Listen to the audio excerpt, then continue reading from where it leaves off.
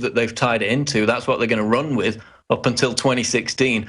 So I look forward to them completely failing again like they did in 2010 when Rand won his senatorial race. Sure, and Rand said last time he came on, he called me and wanted to come on. I've known him since his dad ran for Congress the second time in 1996. And he said, hey, I'm willing to come on. And I said, you know what? Let's just not even do it, because it's not that they have any power attacking us.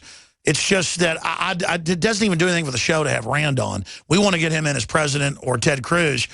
And so it just doesn't matter. I mean, the media thinks when they obsess every week on national TV, CNN, MSNBC, about the fact that Rand Paul comes on this show, all that does is make Rand look good with the public because he's seen as radical.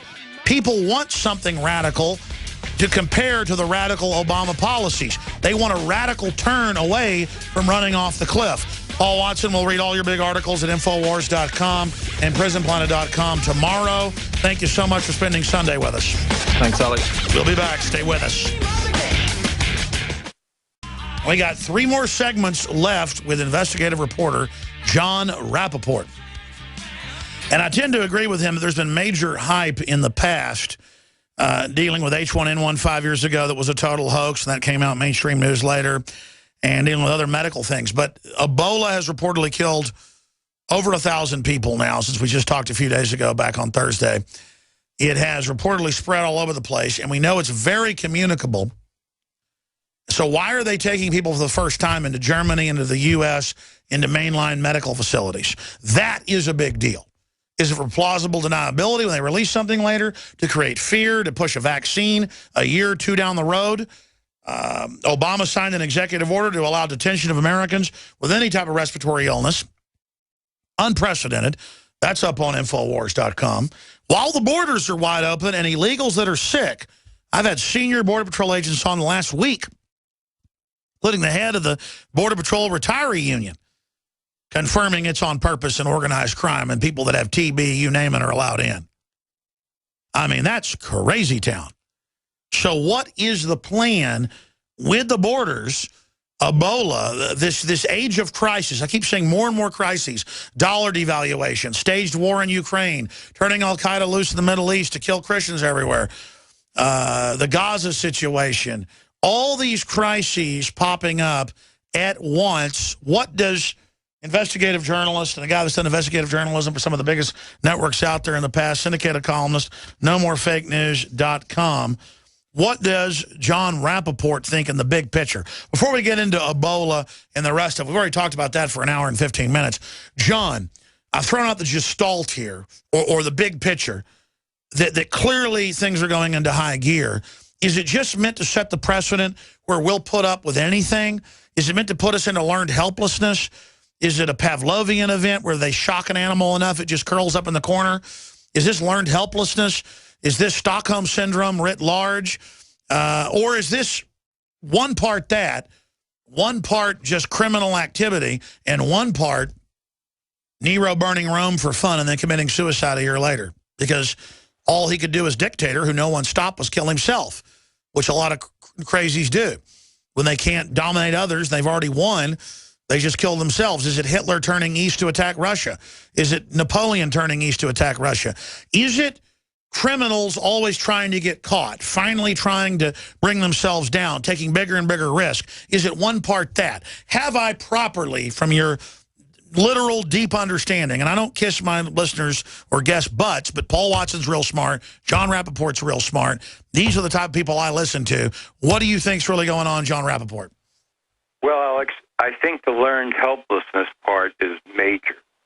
You know, you overwhelm people with a number of these crises all at once. I mean, that's classic PSYOP kind of work, where people feel like they're being driven from pillar to post. They can't concentrate and try to figure out what's going on in one area when something else pops up, and then a third, and then a fourth. It's all happening at the same time, and so they throw up their hands and they say, well, there's nothing I can do. There's nothing I can contribute. There's nowhere to go. So I just have to let the people in charge take care of it because it's just too overwhelming. I don't think there's any doubt about that in all of these staged crises happening at the same time. No question about that. And I agree with you also, it's moving into a higher gear. Absolutely. The rapidity with which these things are being splashed in everybody's faces is enormous. And then you've got the fact that no explanations are given for outrageous behavior that just drives people into a state of cognitive dissonance where they can't, even think anymore, such as, well, what happened at the border? Why all of a sudden this? All of this horrendous kind of oppression has been going on in Central America for a long time. So why all of a sudden do we have all these kids and people showing up at the border? Where did that come from? No answer, is supplied there except, kind of ridiculous generalities. And, why all of a sudden do we have, war in Asia and war and all this insanity going on in the Middle East, and the U.S. Government under Obama supporting terrorists and calling them by various different names, Oh, yeah, total psyop. I mean, it's Al-Qaeda. They just changed the name. I mean, it's getting crazy. So, that just drives people completely to distraction and then the business with the open borders and all these sick people coming in with, infections and diseases. And people are looking around at each other saying, do you understand what's going on here? I mean, am I missing something? And everybody is just, with a giant question mark over their head. They don't know what to think. That's part of the learned helplessness, too.